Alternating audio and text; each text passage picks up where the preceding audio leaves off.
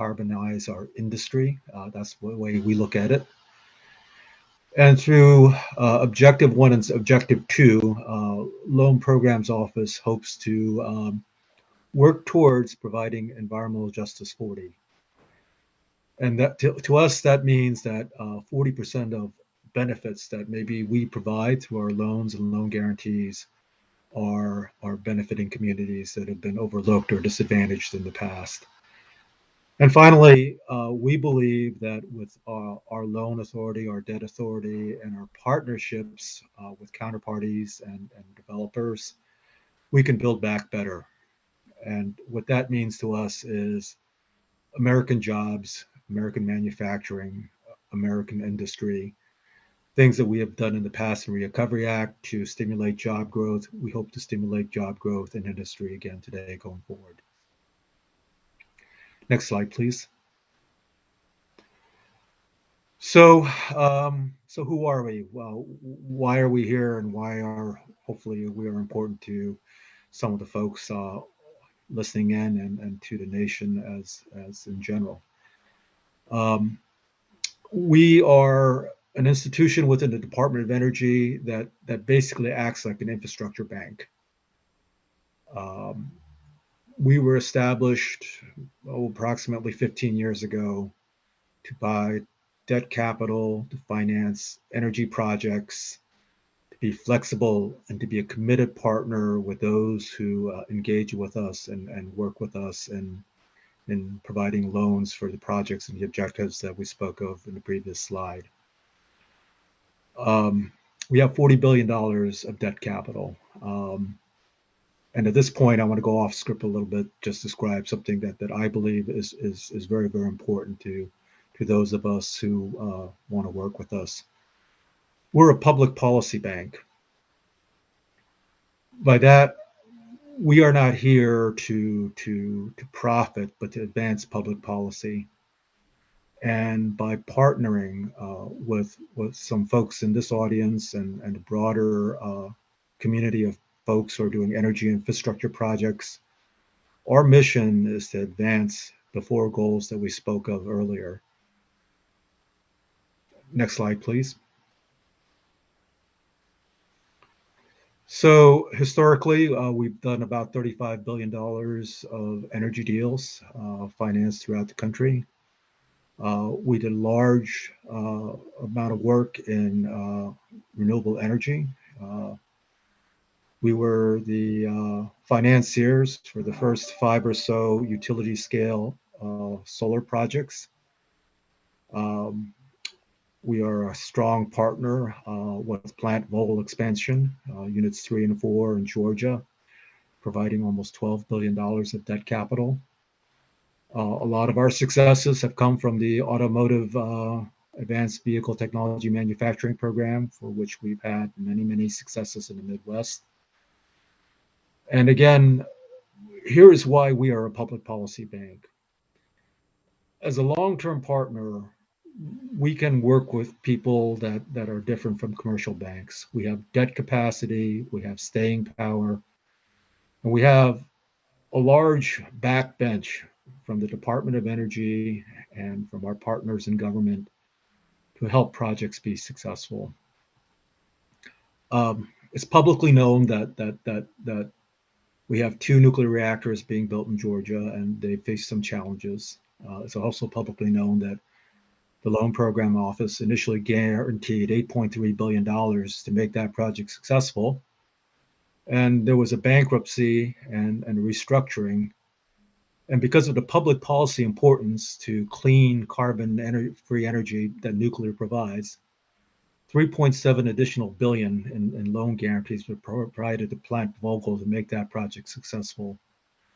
And this is my personal view. Despite all the challenges of that have happened with Vogtle, I believe that we're going to energize some nuclear reactors sometime in early 2022. So that's an example of the debt capacity, the commitment, the long-term partnerships that we can provide as a partner to those of us who want to work with it together. So, as a side note, I came to Loan Program Office to do nuclear projects.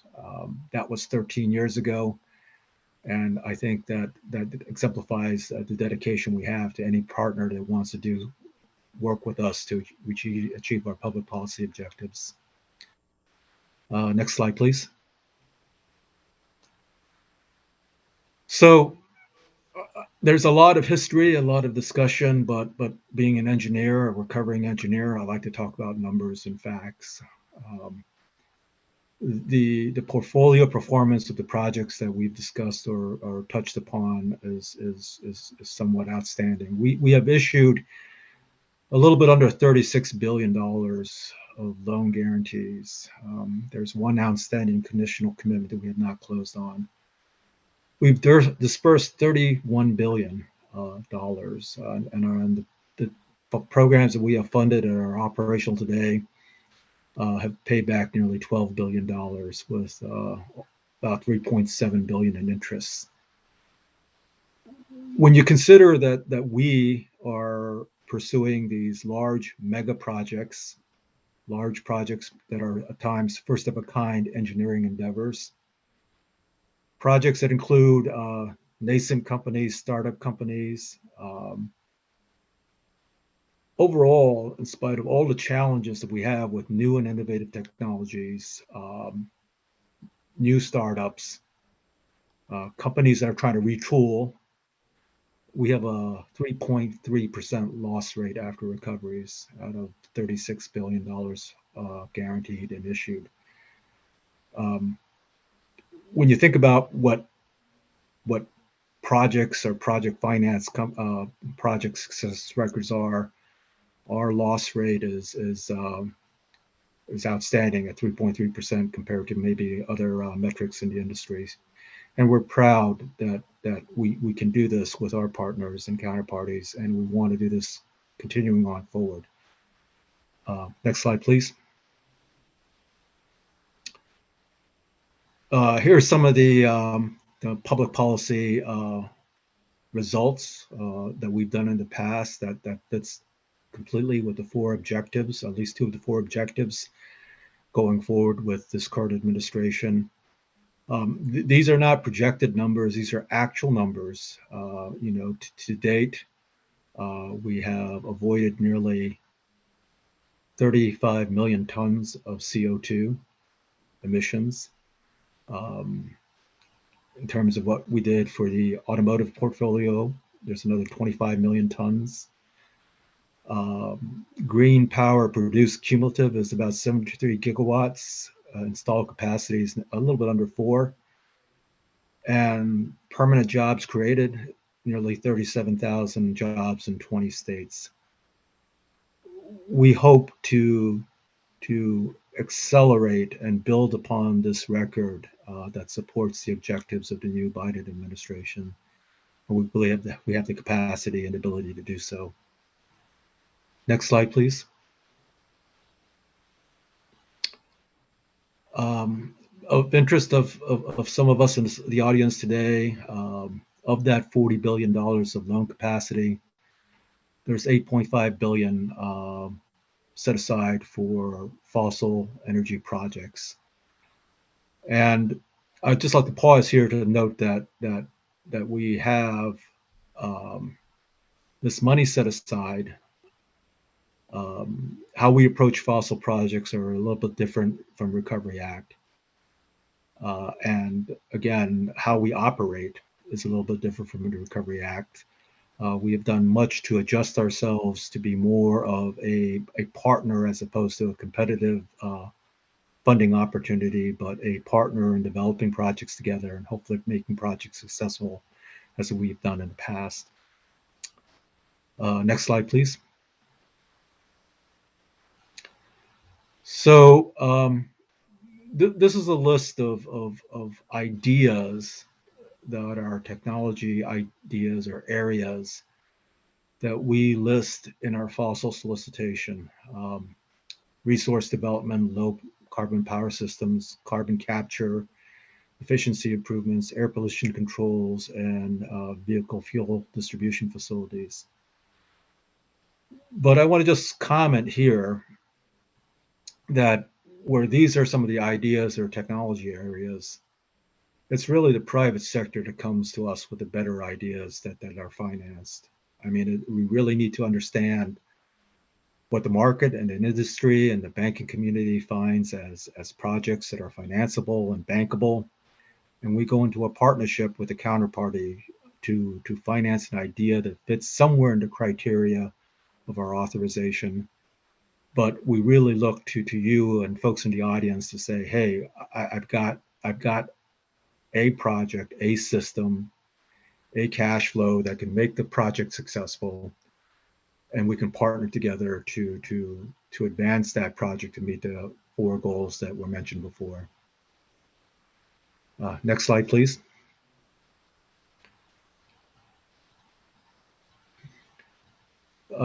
Again, this is just some of the notional ideas that we're seeking. One of the things that we'd like to do is to retrofit projects in existing fossil facilities. The sequestration of CO2 fits into the two goals that were mentioned before. We believe that there's an excellent opportunity for co-feeds. Hydrogen is also an area that could fit into this category. Providing some sort of capture of CO2 emissions or anthropogenic pollutant emissions from industry is what we are looking at. Negative emission technologies, direct capture of greenhouse gases from the air, renewable natural gas, and the conversion of natural gas to blue products are things that we need to do to decarbonize our industry. And again, we are very open and eager to seek opportunities that the community may know about, that are financeable, bankable, and profitable. Next slide, please.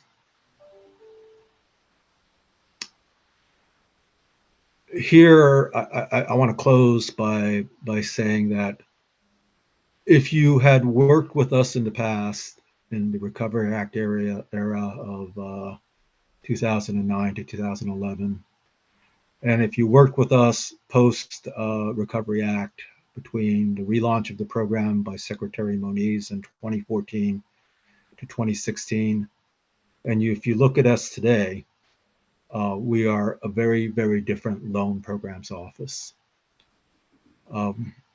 Under the 10 years since Recovery Act, we have learned lessons. We have listened to our customers, our potential counterparties and partners, and tried to be responsive to become a more user-friendly organization and to be more commercial.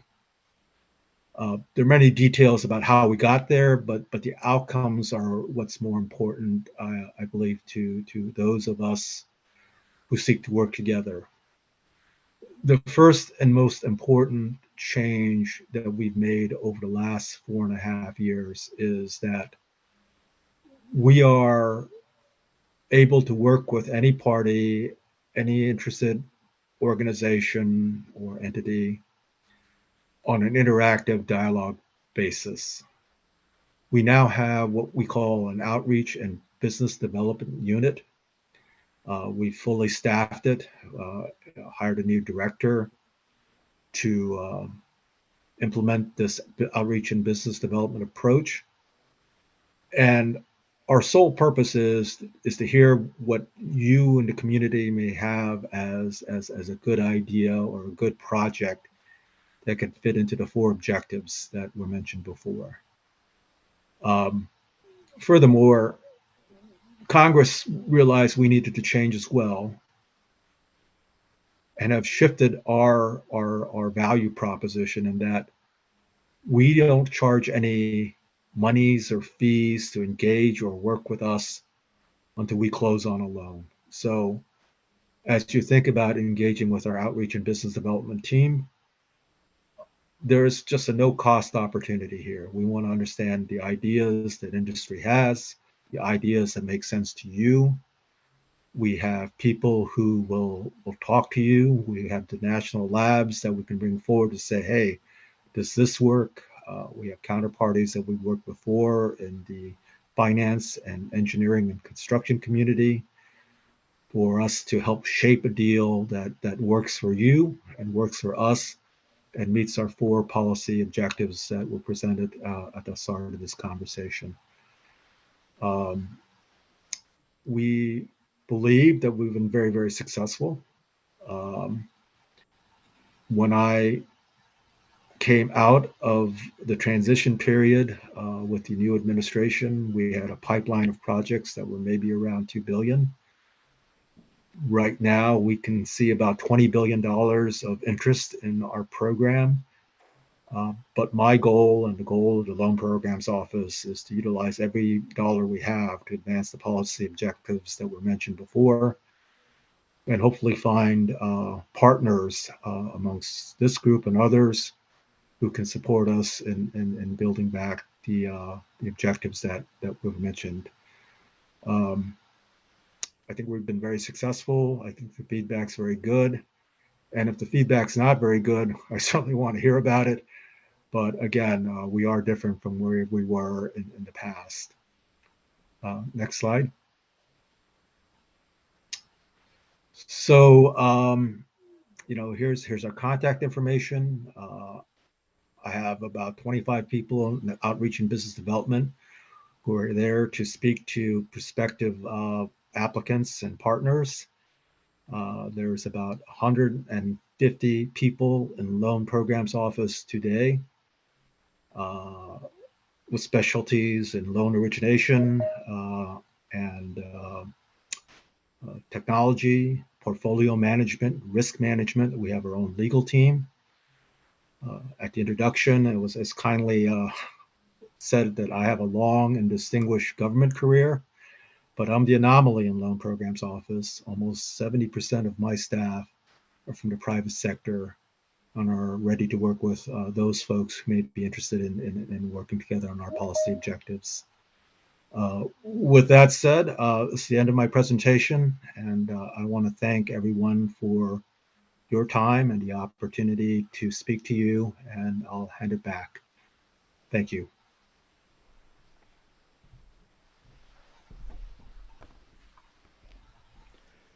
Thank you, Mr. Kim, for those opening remarks about the important work that the DOE is doing. And thank you, Stephen, for your introduction. My name is Tom Holmberg. I'm a partner in the Global Projects Group at Baker Botts, and I'm based in Washington, D.C. I will be moderating the panel today. And I'd like to introduce the remaining panelists today, which, along with Mr. Kim, include representatives of the government sector, academia, the consulting industry, and the oil and gas industry. So they bring a wide spectrum of viewpoints to the topic of the future of the oil and gas industry in energy transitions. Our first speaker will be Mark Finley. Mark is the Fellow in Energy and Global Oil at Rice University's Baker Institute. He has over 35 years of experience working at the intersections of energy, economics, and public policy. Before joining the Baker Institute, Mark was a senior U.S. economist at BP. For 12 years, he led the production of the BP Statistical Review of World Energy, which some of you might be familiar with, and the world's longest-running compilation of objective global energy data. He also was responsible for the company's long and short-term oil market analysis and led the global oil market and transportation sector analyses for the long-term BP energy outlook. Next, we have Christoper Smith, who's the Senior Vice President of Policy, Government, and Public Affairs at Cheniere Energy. Prior to joining Cheniere in November of 2017, Christoper was the Assistant Secretary for Fossil Energy at the U.S. Department of Energy, where he led the department's policy, international engagement, and research and development programs for fossil energy. And his office may have received a few calls from me during that time. During that time, he also served as the designated federal official for the National Commission on the BP Deepwater Horizon oil spill and offshore drilling. Prior to his roles in federal government, Christoper served in the managerial and analytical positions at Chevron Corporation in Texaco, focused primarily on upstream business development and LNG trading. He began his career as an officer in the U.S. Army and served tours in Korea and Hawaii. Last but not least, we have Mitch Fane, who serves as the America's Energy and Resource Leader, U.S. Oil and Gas, and is a principal within the Strategy and Transaction Services line for Ernst & Young, L.L.P. He is responsible for the financial analysis and fair market valuation of debt, equity, securities, and intangible assets for closely held and publicly traded companies. His work has spanned all segments of the oil and gas, petrochemical, power and utilities, and renewables industries, with specific skills in mergers, acquisitions, restructurings, fairness opinions, strategic alternative evaluation purposes, and collateral purposes. In addition, he regularly helps clients with stockholder disputes, purchase price allocations, and impairment testing and tax planning. So I'd like to welcome all of our panelists, and without further ado, Mr. Finley, you can give your remarks. Thank you, Tom, for the kind introduction. I'd like to add my thanks also to the folks at BakerBot, as well as the Baker Institute, for all the work that's gone into organizing this conference. Always a highlight of the year. It's great to actually be here in person, and also add my welcome to people who are joining us online today. When I start, I want to share a bit of perspective about how to think about the future role of oil and gas. And of course, having run the statistical review of world energy at BP for many years, you won't be surprised that my first starting point is to think about the situation today. So may I have the next slide, please? What I'm showing you here is two different ways of thinking about the world's energy system today. On the left-hand side is the pie chart divided by types of energy. Oil and gas are the two wedges in blue and orange. More than 55% of all of the world's energy today energy needs are met by oil and gas. Here in the United States, it's actually a much higher percentage. It's about 70%. On the right-hand side, I'm showing you how that energy gets used. The slices on the right are energy transformation, the biggest of which is power generation. About 40% of the world's energy is used to generate electricity. And the biggest individual use of natural gas in the world today is in power generation, although as a source of power generation, it's second behind coal. The yellow part of the pie is transportation, which is dominated today by oil. 90% of the world's transportation sector energy use today is met by oil. And what it highlights, these pictures highlight is the critical role that oil and gas play in meeting the world's energy needs today. And to me, the central challenge as we think about a transition to a lower carbon energy future is how do we collectively, between policymakers, companies, and users of energy, thread the needle? How do we make sure that there's sufficient affordable energy to keep powering the world's economy today and improving quality of life around the world, while at the same time meeting this transition? And I think it's a reality of our world that elected leaders won't stay elected for very long if they fail to meet the first part of that challenge. Can supply affordable, reliable energy today. And just look at the headlines for proof of that if you needed it. Even in countries that aspire to lead the energy transition. Look at the soaring prices and the lines and shortages that we're seeing today in the UK. The recent Yellow Jacket protests in France. Here in the United States, an administration that is, wants to very aggressively pursue an energy transition is at the same time asking OPEC to increase production and releasing strategic stockpiles to try to manage rising prices at the pump. So, in the face of these rising prices, we also see growing concerns about energy security and energy strategic, leverage. Here in the United States, we see the periodic bouts of NOPEC legislation. In Europe, renewed concerns about Russian leverage over, Europe over energy supplies. So that's kind of a snapshot of where we are. And now when we think about the future, may I have the next slide, please? My key message when we think about the future is always to reference the great American philosopher and baseball player Yogi Berra, and I won't read the quote to you, but the key message here is uncertainty. Massive uncertainty. There are no facts about the future, and as we've heard repeatedly throughout the conference already, there's a massive range of possible outcomes here, including, by the way, massive ranges of outcomes even under a successful transition. As always in economics, the answer is it depends.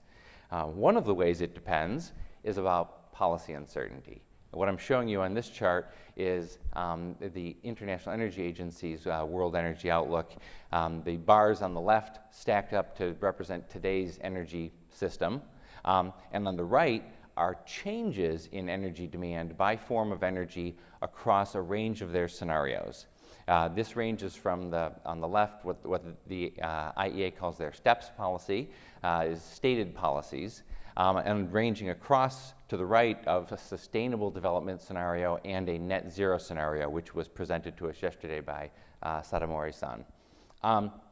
Massive range of outcomes here just for the next 10 years. I mean, in fact, 2030 is now only 8 years and a few months away.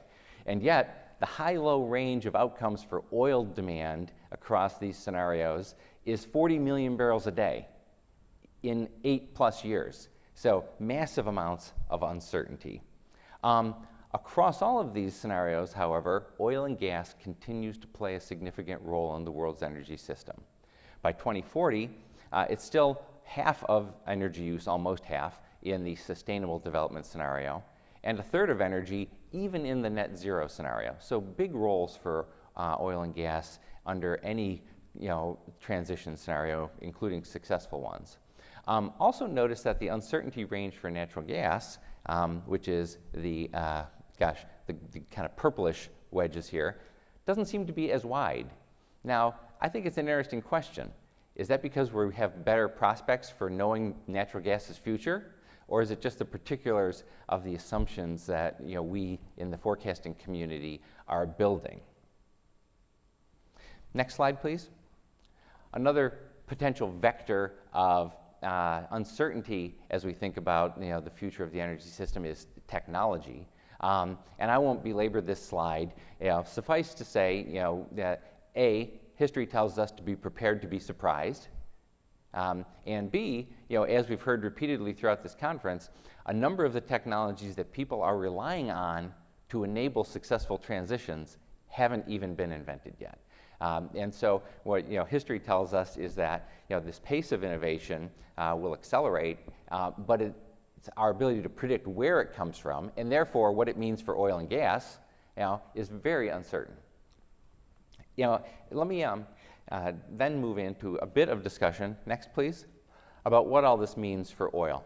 Here I'm showing you two different ways of comparing. On the left-hand side is looking at a range of forecasts just through 2030 based on a study recently published by Columbia University in which I participated, scenarios built around different pathways around technology innovation being forced by policy and by COVID impacts. The key message of the scenario is that over the relatively medium term, over the next 10 years, it's really hard to turn around oil demand. In that study, in fact, the only scenario in which it fell is a scenario with aggressive government policy to force technology change and a very large and durable COVID impact. And frankly, if the recent history of COVID has taught us anything, it's that we were able to reduce global CO2 emissions last year because of COVID, but that's not the way to do it. Collapsing the world economy and losing millions of jobs is not likely to be a popular way to reduce CO2 emissions going forward. On the right-hand side, I'm looking a little further out. These scenarios go out to 2050, and here again you can see a tremendous range of possible outcomes across a range of forecasters. And again, what I just want to highlight here is that these are dramatically different pathways. And in fact, even in the successful ones, there's a wide diversity of outcomes. And I think there's some key points here. One of the key points is that in a lot of these scenarios, oil demand in the United States, Europe, the mature industrial economies of the world falls. That doesn't matter. Without a concerted effort to reduce oil demand in the emerging economies, oil demand and energy demand more broadly is likely to continue rising. In fact, even in some of the successful scenarios, where oil demand falls very rapidly, it continues to grow in places like Africa and much of emerging Asia, India, for example, because these are the fuels that are most readily accessible and able to continue to lift people out of poverty even while the world as a whole engages in a successful transition. And I think that there's an important point about equity to be raised there as well. We've already heard the theme of equity raised repeatedly through this conference, and it's an important thing to keep in mind, that, and by the way, equity is not only an issue for rich countries versus poorer countries. Here in the United States and in many of the mature economies of the world, rising energy prices fall disproportionately heavily on lower income households. And the reality of it is, higher prices at the pump this year alone, so just the price of gasoline alone in the United States, represents an extra $100 billion hit to American households. Yeah, so these are still fuels that matter, and they matter a lot, economically, equitably, and politically. Next slide, please. Now, on a sectoral basis, there's also wide disparities. Even in scenarios with rapidly declining oil demand, it is expected that demand for petrochemical feedstocks will continue to grow as a basic building block. We heard yesterday about the key role that plastics are likely to play in successful transition scenarios. And so even within the oil barrel, in successful transition scenarios, there's going to be fuels that decline and fuels that potentially increase. Now, this has all just been on the demand side. What about supply? Huge issues around uncertainty there.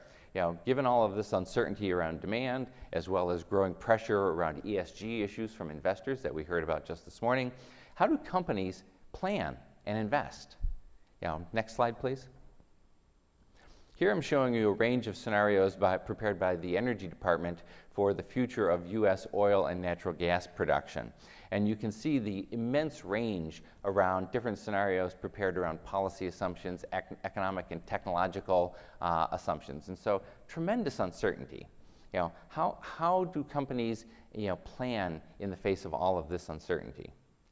I think one of the techniques we can use is to anchor on the few things that we think we can say that we know. Next slide, please. One thing we can say with high degree of confidence is that under any scenario, we need to continue to invest in oil and gas production. The IEA was very clear to clarify that misperception based on their net zero scenario yesterday. What this chart shows you is a range of demand scenarios to 2030 at the top of the chart, and the line at the bottom with a huge gap between them is the production pathway if there is no more investment in oil and gas. So again, even in successful transition scenarios, billions of dollars of new investment will be needed in the oil and gas sector. So in the face of all of this, how do companies react? What do you do? And I don't have a slide prepared on this, but I wanted to just offer some initial thoughts. For large multinationals and integrated companies, the real challenge is how do you balance your portfolio between today's energy system and tomorrow's? We need to continue to invest in oil and gas, as I've just mentioned. We also need to generate cash to fund the investments in the new energy fuels and sources of energy for the transition. Other questions include what transitional options play to a company's existing strengths? What new strengths and capabilities do companies need to build? And always keep in the back of your mind, the huge scale that is involved in the energy system. And so, for these technologies, for these big multinational companies, there have to be issues of scale. For smaller companies, for gas-focused independents here in the United States, it's all about staying competitive. Can you manage your cost base, including regulatory costs that are coming in terms of potential methane regulations, for example? One would think that U.S. producers would be well positioned to compete in this world because they are so innovative and because they have relatively short production cycles. And remember, it takes a long time to turn this cycle over. And yet we're not seeing, even as oil and gas prices have accelerated this year, a dramatic increase in investment because these companies remain under pressure from their investors to maintain financial discipline and to return cash to shareholders. Finally, for national oil companies, broadly speaking, there's a desire to grow their market share because they are, after all, the countries and companies that hold large, low-cost resources. They should be the last players standing in a shrinking game in a successful transition scenario, but their governments and their economies need the revenues from oil and gas today. And so the real question and the real challenge is, can these countries diversify their investment mix, but also their economies to reduce their dependence on oil and gas revenues? We also see, some of the bigger national oil companies highlighting the relatively low carbon intensity of their production, as well as leading R&D programs in finding new technological pathways forward that will use their resources. Next, please. So let me wrap up quickly. Oil and gas are critical to today's energy mix, and are likely to remain large players for decades to come. But that is not a reason to be complacent. The future path is massively uncertain. There's the key challenges for governments and companies, and for all of us indeed, is how do we continue to meet the energy needs of the energy system today while transitioning to a more sustainable future. You need to have plans that are robust but also flexible and agile. And remember though, one of the techniques we can always come back to is anchoring on the things that we do have some certainty of in the future. And to me, one of the key points again is how to manage the equity concerns of this as well. But also a final point, which is the longer we wait, the harder it gets and the bigger the risk of big discontinuities. And so even in the face of all this uncertainty, we shouldn't take that as a message to do nothing. Thank you. Thank you. That was a lot of information. We could have had a panel of one, I think, for the entire session. Not at all. Not at all. This was really great stuff, and I want to note a couple things before we move on. First of all, the future is now. 2030 seemed like a long time ago. Not too long ago, and it's going to come like that, right? Anybody who's had kids knows that time goes fast. Right. And it seems to accelerate. I want to put a pin in the discussion. The point you raised about equity issues and the divergence of the developed countries and the emerging economies. I think that's a really interesting point we should probably hit on later on. But without taking too much more time, I'd like to pass the mic to Mr. Smith. Well, thanks, Tom. And Mark, your comments were great springboard for a lot of what we'll talk about here. In the next couple minutes, as I give some discussion around what we're doing at Cheniere and how we're thinking about some of these broader issues. So the first thing I'll touch on is actually a question you asked in your presentation, which is like how do companies plan? When you're thinking about allocating capital, making big investments, and making decisions that your shareholders are going to hold you responsible for, how do you plan in this environment? And it's a tremendously challenging task, and it's new and it's changing. So I'm with Cheniere. We're a liquefied natural gas exporter. We buy gas from producers from Canada down to Louisiana, from Colorado to Pennsylvania, all across the U.S. We schedule gas on dozens of pipelines, bring it to 2 facilities in the Gulf of Mexico, and we send it around the world. So we are now the second largest LNG operator in the world. We're the largest in the United States. And in a very short period of time, we've built and operated a very large business of scale and of strategic import. And as a company that builds things and has to deploy capital, we have this question of like, how do we plan? And like any company, we like stability. We like to know what the rules are. I think we're good risk managers. Like we've got some real smart people working in our company, and whatever the risks are, we can manage them. I think that's kind of one of the capabilities that companies across the spectrum in the United States have of being able to manage risks, plan, move forward in an environment in which the rules are set and you can manage risks that you understand. But what do you do in an environment in which the playing field by its very nature is changing and will continue to change?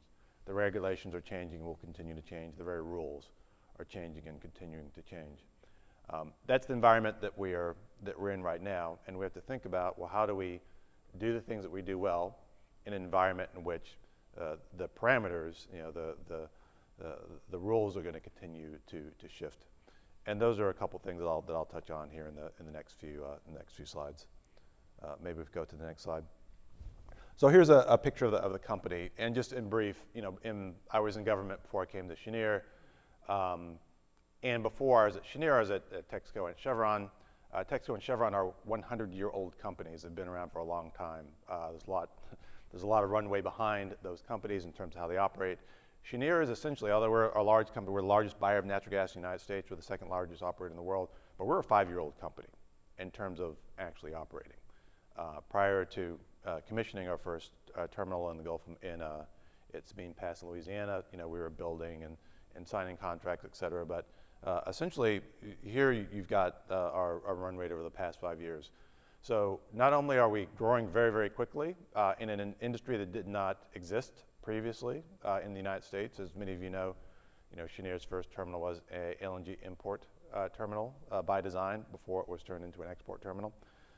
So not only we're growing very quickly, but we're growing in an environment in which the very business drivers are changing very rapidly.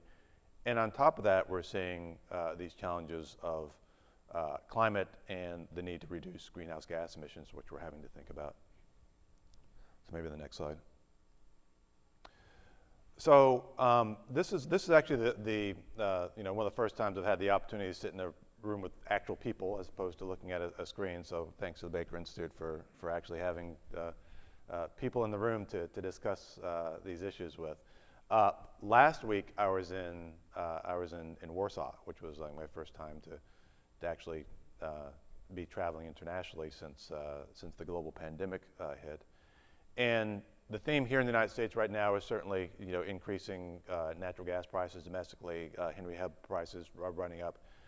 That challenge is dramatically more challenging in Europe and in Asia. So you're seeing TTF and you're seeing spot prices in Asia go to really very extreme levels. And that's driven by a host of factors, and the chart in the bottom left kind of shows European gas storage levels being at very low levels compared to kind of historical averages. We've seen challenges of weather. On top of all this is a great deal of uncertainty about what the rules of the road are going to look like in terms of the efforts to reduce greenhouse gas emissions throughout Europe, on top of some geopolitical pressures. So this has created a lot of angst in markets, and there are probably 20 ways of deciphering why prices are so high in Europe right now.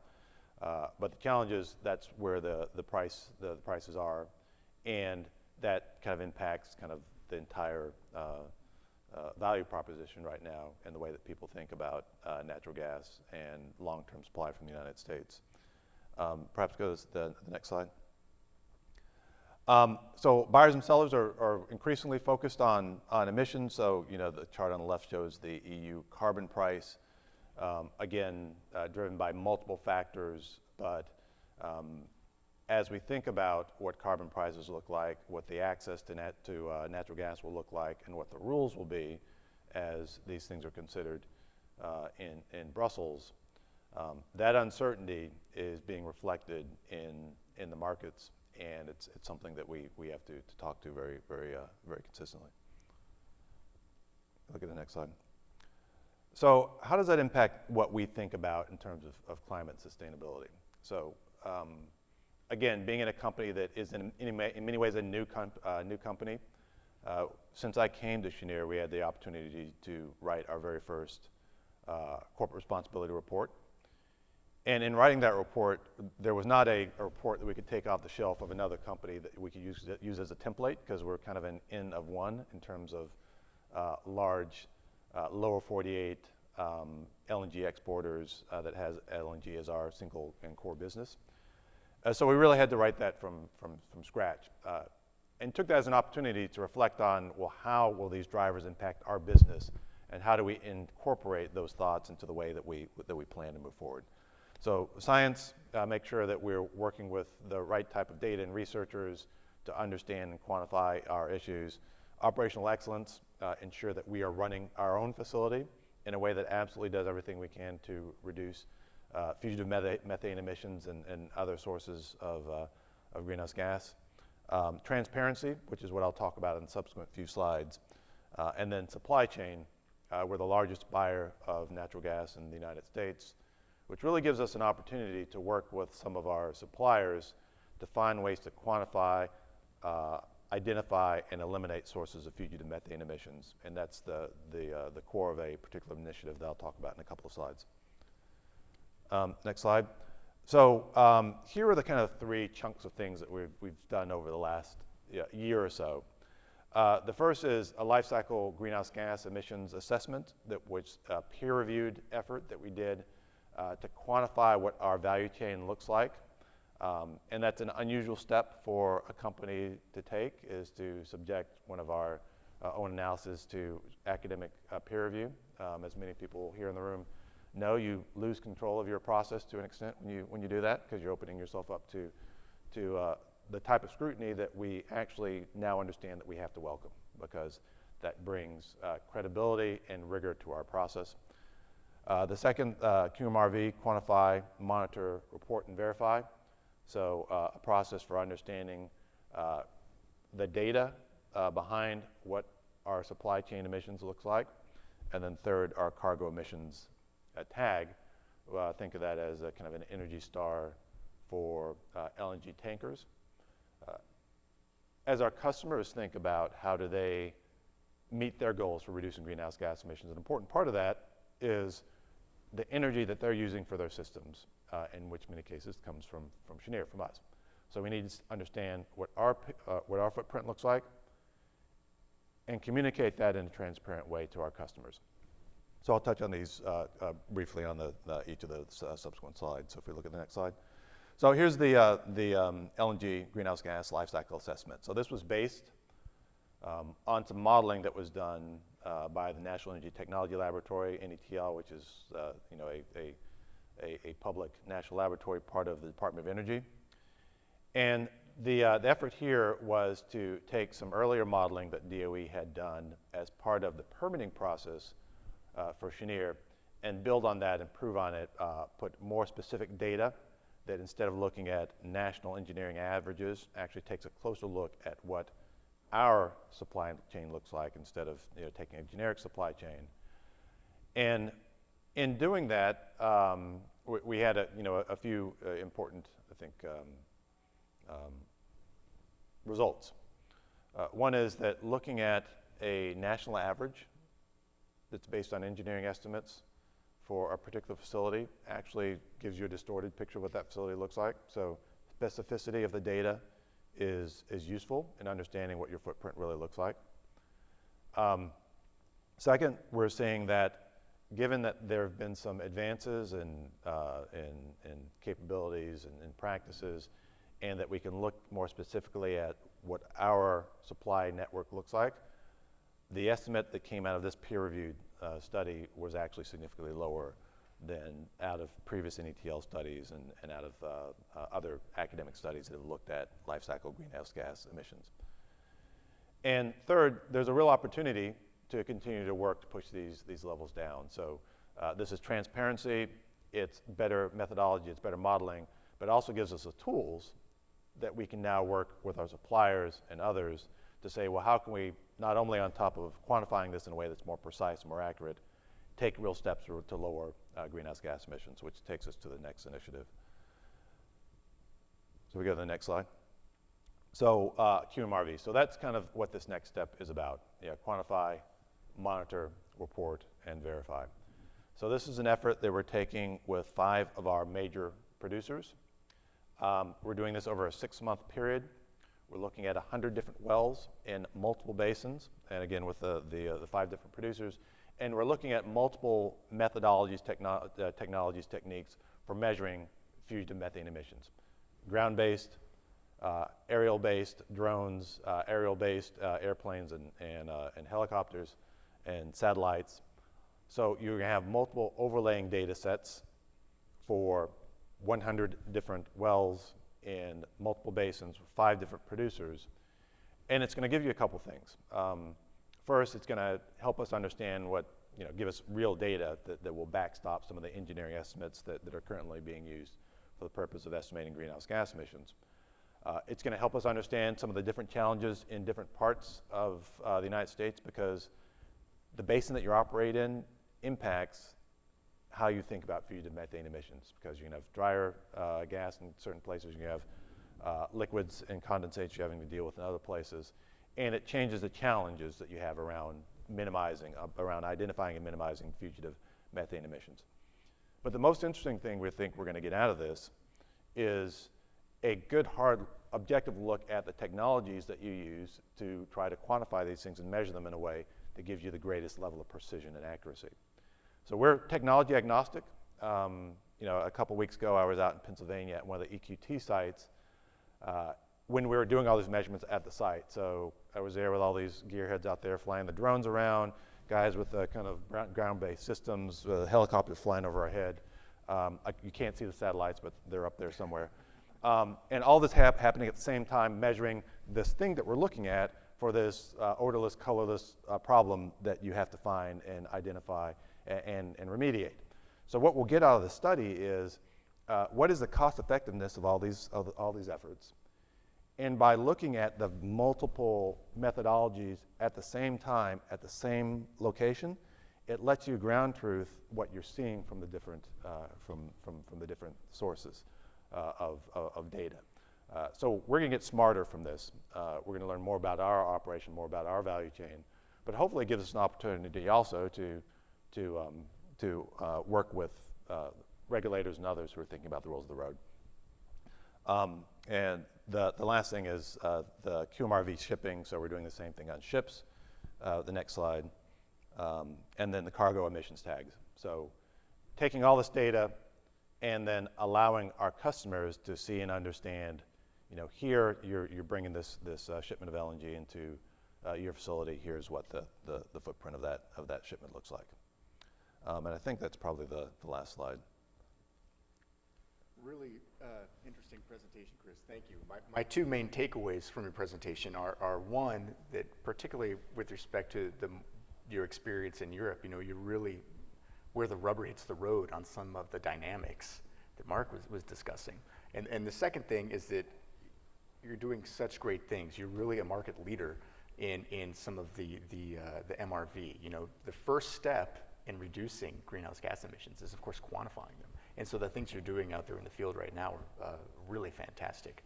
And I look forward actually to kind of coming back and talking about that a little bit more,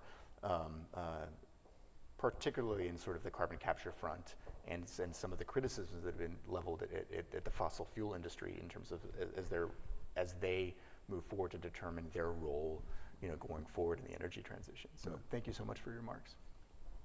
And next, Mitch Fane. Thanks, Tom. It's a great story. I love Cheniere's story and history. So, I really appreciate hearing everything that you're doing there.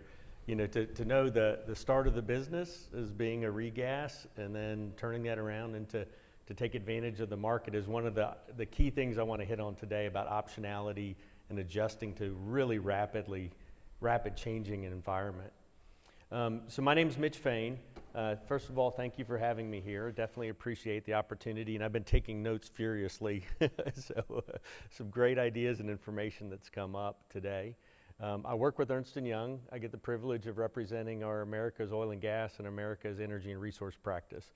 And so I'm going to speak a little bit about the perspectives that we were working with our clients on how to address and deal with this really complex, very rapidly changing environment, how they're trying to make decisions where there's a great deal of uncertainty, both about the regulatory framework, access to capital, technology, stranded assets, and continued investments, and then ultimately long-term, how to make and maintain their stakeholder engagement with ESG throughout the process.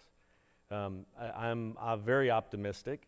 Not that this won't be a very challenging time for many of our clients, but I'm optimistic that a lot of our oil and gas and energy clients are just like Cheniere, really good at adapting to and creating optionality for their stakeholders. And so I think this is an exciting time for us. In the next 5 to 10 years are going to be really dramatic, and then after that, hopefully things will stabilize and returns will stabilize, and the industry and the sector will get the credit that it solely deserves.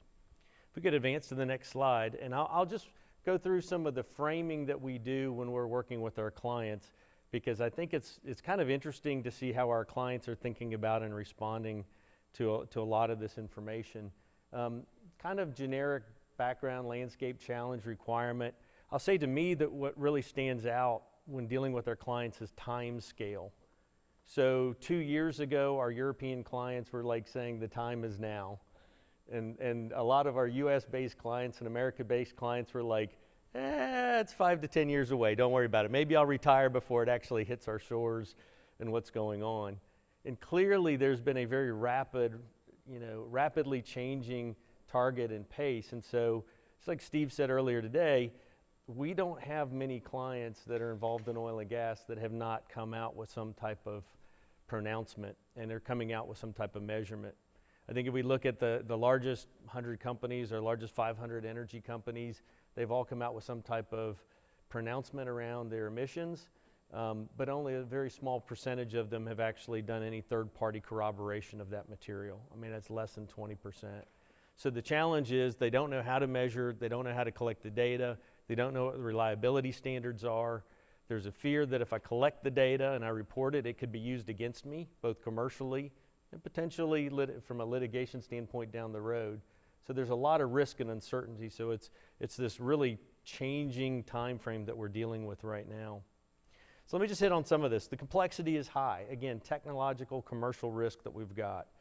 We've got huge amounts of stranded capital, right? Where if you're an upstream company, knowing the carbon intensity of different resources that you're making commercial decisions on is actually staggering right now and paralyzing to many of them. We've got issues where if I do not reinvest, I'm going to slowly liquidate my upstream business. And that's a challenge because a lot of the commercial banks right now are kind of frozen, again, as Steve was saying, as they're figuring out what their internal ESG scores are in advance of some formal pronouncements and something that it can be standardized across the industry. We've got total returns targeted, where for the last couple of years we've had kind of depressed commodity prices, which has made it a little bit challenging for companies to differentiate and discern how much of this is some of the broader ESG measurements versus their actual cash-on-cash returns that have been kind of commingled with the response from investors and activists. So there's a lot of uncertainty about how they should address the future and what does good look like for energy companies. So if we can advance the slide. I see a lot of presentations where we say, well, our framework is this, and I don't want to be so brash as to say this is anything proprietary to E&Y, but when we sit down and deal with our clients and with the boards, we start breaking it up into a couple different macroeconomic kind of categories, if you will, so we can just break the size and complexity of this challenge down. Economic growth, government regulations, renewable energy technology, transportation alternatives, and consumer behavior. The reason we use these as kind of beachheads is that each one of these has its own tipping point that will drive either competition for replacements for a commodity or the use of that commodity. Each one of these is regional and or country, or like the US, sometimes derived by the state in which we're selling in. And so I'm going to take a couple minutes. I'll try and be quick, Tom. I know you want to get to some questions, but just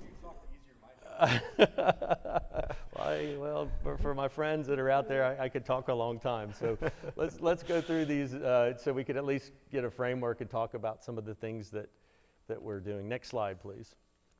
So I mean, economic growth, and there's so many elements to this that we have. So if we just from a high level, conditions that have the greatest single impact on demand for energy, it's growth.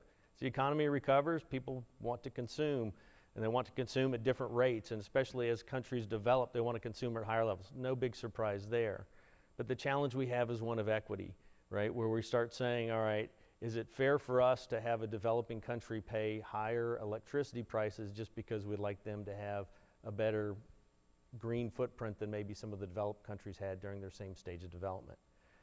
So we're seeing these switching and alternatives, as well as rate of technology adoption, that's really driving significantly the decisions that are then impacting economic performance.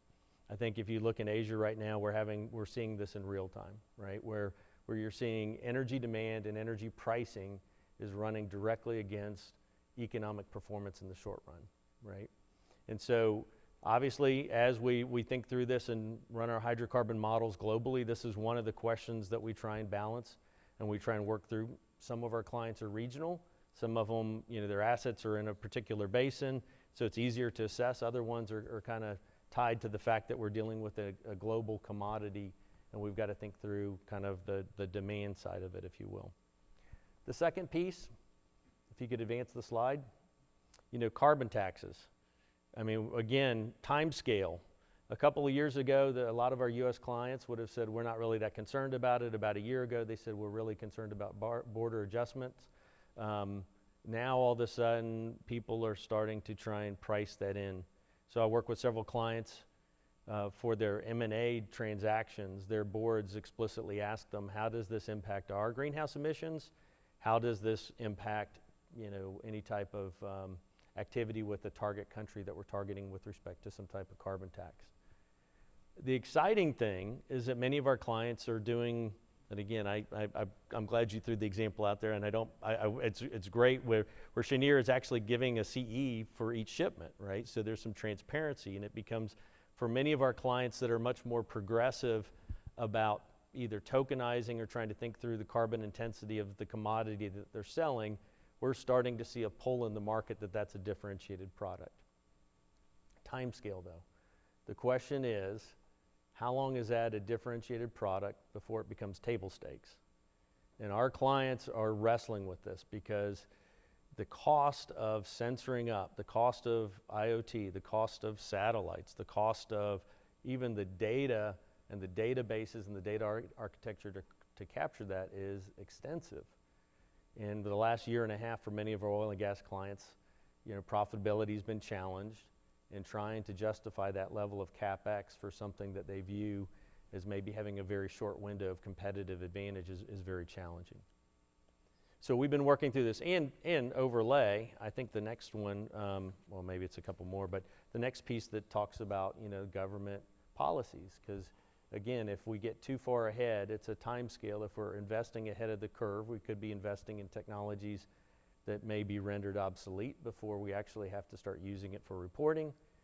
Big expensive ticket items, so how do I do the no regrets decisions to get the right technology in place to collect and censor up, but gives me the greatest flexibility, depending on what ultimately gets settled out. So again, that's a big piece of what we sit down as well with the carbon taxes. Next slide. Energy costs. And so the thing that's so fascinating to me, I'm historically a 25, 30-year power and utility guy that for the past 18 to 20 years has been doing oil and gas, is really about the rate of adoption of renewables. So work on a lot of renewable projects every year. 20 years ago, it was just around the corner, time scale again. 10 years ago, it was just around the corner. Europe, Asia was installing at a phenomenal rate.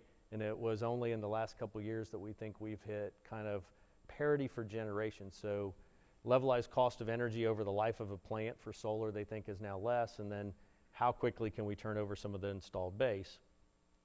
There's challenges there. The intermittency, on and off peak, what happens when the sun goes down.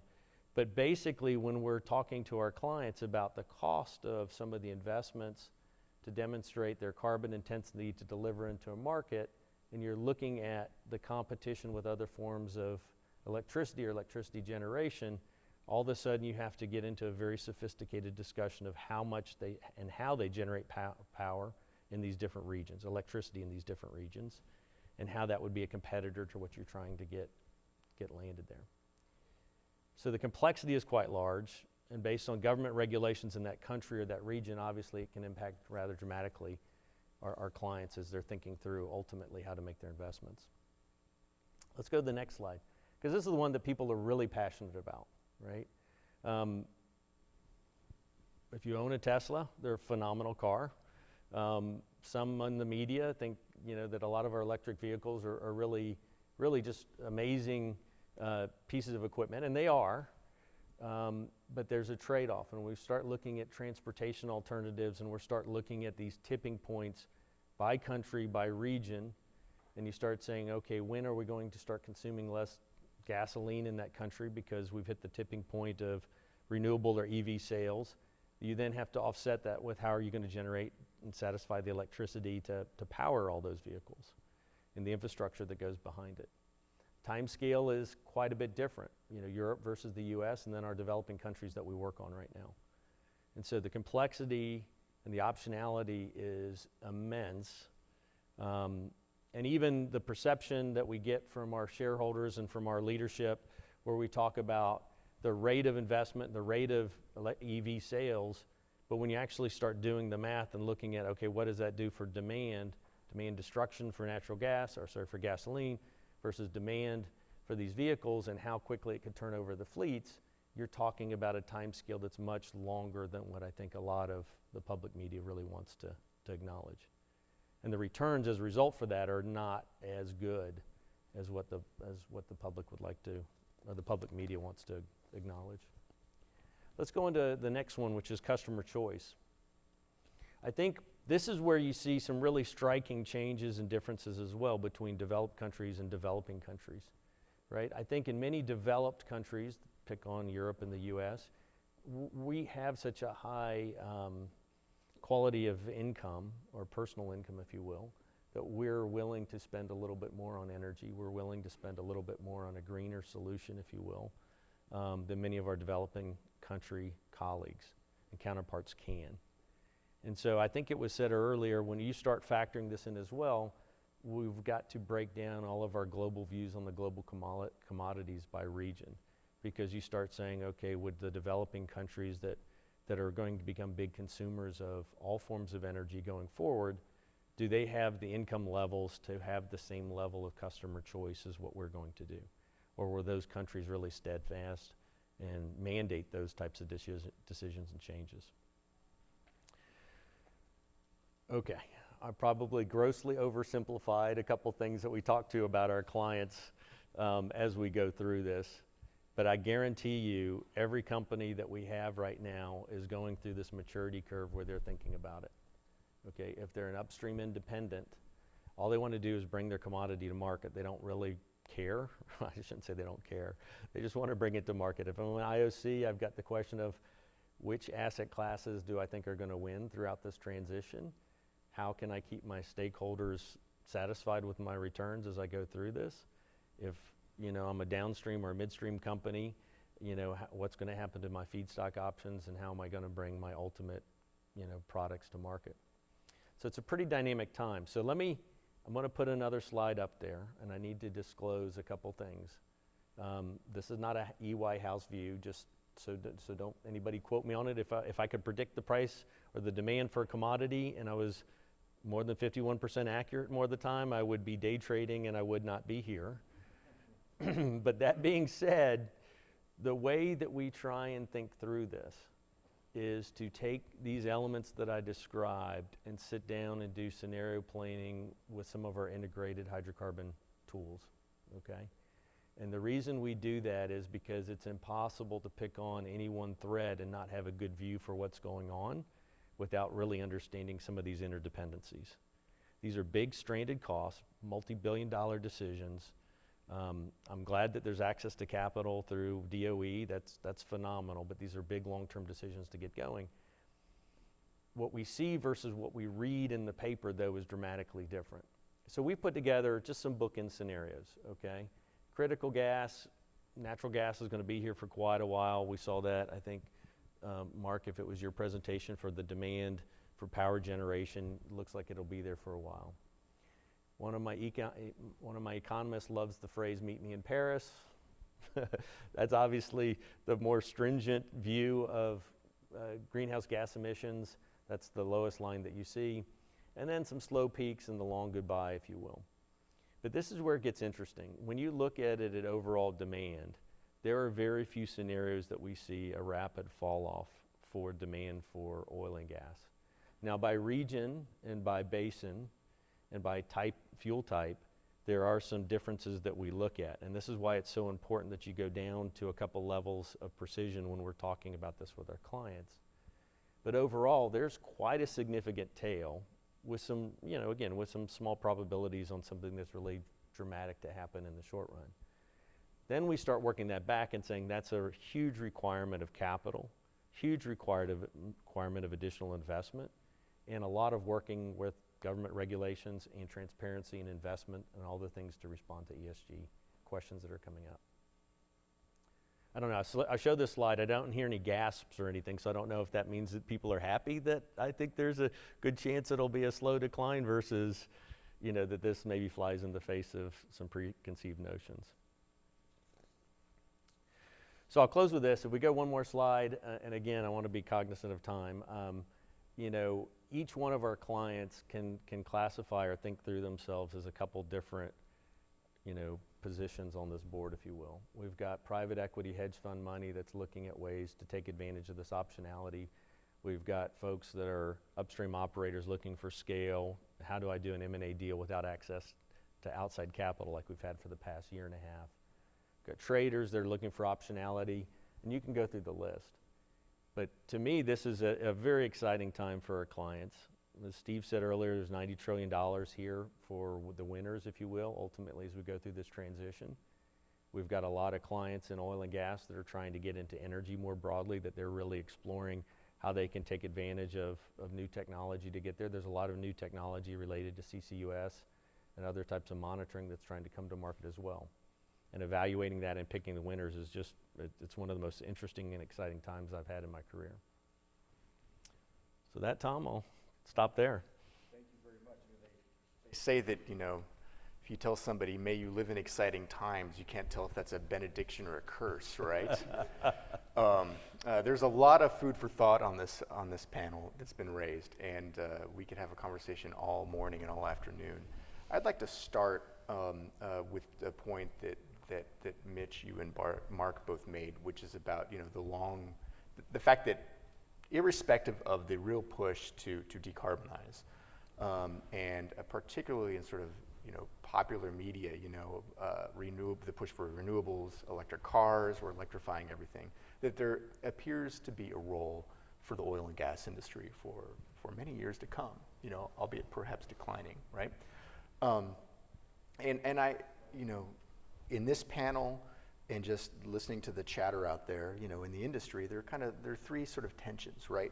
One is, you know, obviously a strong ESG drive, right, and the push to decarbonization. As you pointed out, yet there remain massive oil and gas investment needs. There needs to be a huge amount of investment in order to produce the supply that's going to be needed for decades to come. And yet at the same time, what you heard this morning from Stephen, right, there's an exit by many financial institutions from the stage in terms of the lending requirements. You know, so how do you guys see that role being filled or that role being met? Mr. Kim, in his remarks today, indicated that the DOE loan program might fill a gap there, particularly if you're using new technologies that can produce oil and gas in a decarbonized way. But I'd be interested in your views. We'll start with you. Yeah, so I think the biggest thing right now is that there's an acknowledgement that with the decline curves, you need additional capital, full stop, for upstream assets, right? I think there's also some acknowledgement that the demand will be there for, you know, what we can argue time scale, 10, 15, or 50 years. The part that's interesting to us is that we're working with the commercial banks as they're trying to figure out what their actual ESG scorecards are going to be. So right now they're saying they're maybe interested because the returns have come up, but it's hard for them to get through their loan committees because the question comes up, how do you evaluate different oil and gas companies against each other, and how do you even evaluate them against non-energy companies? So that's the first piece that's driving access to capital. The second piece that's tied to that is kind of like what our clients are doing, like how do you measure this? I mean, I have a good friend and client that describes it as like, it's like counting grains of sand on the beach, right? I mean, the complexity is immense. And I don't mean to make light of it, but it is a very complex topic. And that's just from like, what do you censor up? What can you simulate? Versus what do you actually need to, you know, versus what you would actually need to do to respond to it. And then you could have the banks say, okay, we like you versus somebody else that's maybe not done as good a job on disclosure, and then they can start prioritizing. So we've got a couple steps there to hopefully open up the commercial lending a little bit better. Interesting. Do you have anything you want to add, Chris? No, go ahead. I mean, I think there's good news and bad news. The good news seems to be that the financial community seems willing to finance, allow companies to spend with their own internal cash, maybe is the better way to say it, to stay still. Everybody is kind of saying, the investment community will buy you having sufficient investment to maintain production, but they penalize you if you try to invest for growth. And here in the United States, I mean, what little growth we have seen in investment and in production is coming from private companies, not public companies. And so I don't think that if we remain in a growth market, that's not a sustainable dynamic.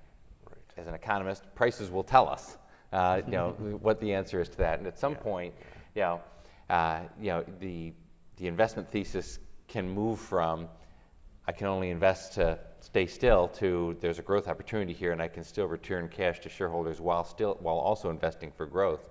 There certainly seems to be the consensus that the rocks have the potential to continue to grow production here in the United States, for example. But the real question will be, at what point does the investment thesis change, and what do facts on the ground drive that? When do they drive that change? Right. That's I think that's interesting. The price signals are I mean, that can lead into a whole different discussion, corollary discussion. And we're running short of time, but I want to follow on one thing, kind of hitting on the equity issue that you raised that you talked about as well, which I think is really important. And tying that to the LNG industry, which is near and dear to my heart, and I think the natural gas industry and the LNG industry can play a key role in addressing some of the energy equity issues that are faced around the world. It's very easy for us, we can turn on the lights and the lights turn on to talk about decarbonization, but there are places where there's genuine energy poverty that we all need to consider and think about alleviating. I'd be interested in hearing, I think this will have to be our final question, your thoughts on the types of policies, right, that will help encourage the development of affordable energy, around the world, while at the same time, we heard the term future-proofing, right? Future-proofing the existing assets, oil and gas industry, while meeting sort of decarbonization goals going forward. And Chris, I'd like to ask you if you have any thoughts on that. So there's a lot in that question. First, so Cheniere, as our business model is to sell these long-term, high-value contracts to creditworthy, financially sophisticated off-takers around the world. That's the core of our business model. That's how we've built our business. I'm always careful not to overstate the role that the current LNG model has in bringing energy to low-income populations, because again, that argument when I hear made makes me a little nervous, because I don't think that really reflects the way that the current global LNG markets operate. But to that, I would say that one of the last things that I got to work on when I was in the Department of Energy was looking at energy systems in East Africa, particularly in Kenya, and comparing the decisions that policymakers are making there versus the way that things were built here in the United States. And so one of our challenges, and the grand challenge of climate, is you have this very, very, very large, very, very capital intensive, in many cases fully depreciated, built operating system, and the inertia of changing that system is enormously hard, right? You've got this thing that's already built, and how are you going to change the thing they're already building, having built by building some other more efficient thing? But starting from closer to a blank slate in other places in the world, you're not going to build it like we built it here. You're not going to go and dig all the coal out of mountains and pile it in big plants and make enormous coal-fired power plants and wire the whole country and energize emerging economies the way that we did it here. Now, we built things here based on the technologies we had at the time when the United States was industrializing. Things would be dramatically different in other parts of the world. And I think one of the roles that the United States and other developed economies are going to have is to provide assistance and technology and other forms of support so that a more efficient, in many cases, more cost-efficient way of delivering electricity will be developed in emerging markets. So that's kind of the way I would look at that. That's a great answer, and I really wish we had more time. I have a whole bunch of my own questions, and the audience has some really great questions that we didn't have a chance to get to. But we unfortunately have to stop here, but I'd like to thank you all for your thoughtful discussion and really, really thoughtful and interesting comments. So thank you all for joining us and sticking with us a little bit over time. That wraps up our panel. Thank you all.